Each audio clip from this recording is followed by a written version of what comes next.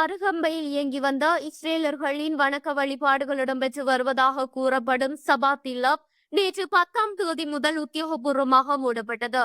பொத்துவில்லை சேர்ந்த தமீம் எனப்படுபவர் சுற்றுலா ஹோட்டல் செய்வதற்காக ஒருவருக்கு விற்பனை செய்த இந்த இடத்தை இஸ்ரேல் நாட்டை சேர்ந்தவர் ஒருவர் பெற்று ஹோட்டல் அண்ட் ரெஸ்டாரண்டாக இயக்கி வந்தார்.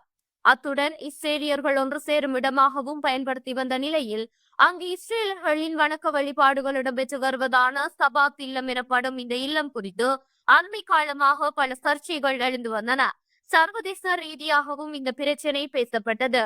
இது தொடர்பாக குறிப்பிட்ட காணியை வழங்கிய தமீம் எனப்படுபவரும் பல்வேறு விமர்சனத்துக்குள்ளாகி வந்திருந்தார். இதனைத் தொடர்ந்து அரசியல் வட்டாரத்தில் சூடு பிடித்து இது பாராளுமன்றில் விவாதிக்கப்பட்டது, நீதிமன்றம் வரையும் சென்றிருந்தது. இவ்வாறு மக்கள் மத்தியிலும் இது பெரும் பீதியை ஏற்படுத்தி இருந்தது. இதனைத் தொடர்ந்து குறித்த காணியை விற்பனை செய்த தமீம் என்பவரின் தனிப்பட்ட முயற்சியால் அதிக விலை கொடுத்து மீளப் பெறப்பட்டுள்ளது. அதனைத் தொடர்ந்து நேற்று குறித்த இடத்தில் காணியின் உரிமையாளர் தமீம் தலைமையில் பால் சோறு வழங்கி துவா பிரார்த்தனைகளும் ஏற்பாடு செய்யப்பட்டிருந்தது.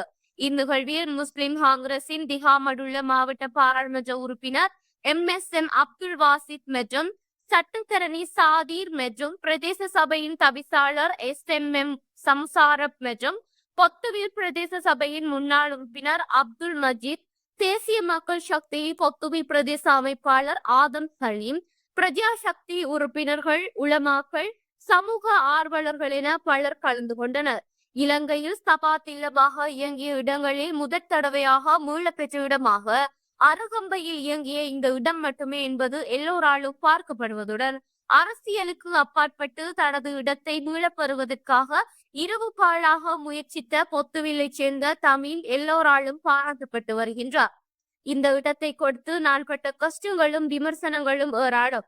எனவே இனிமேல் யாரும் இவ்வாறு இடங்களை விற்பனைக்கோ வாடகைக்கோ விட வேண்டாம் என அதன் உரிமையாளர் தமீம் கருத்துரைத்தார்.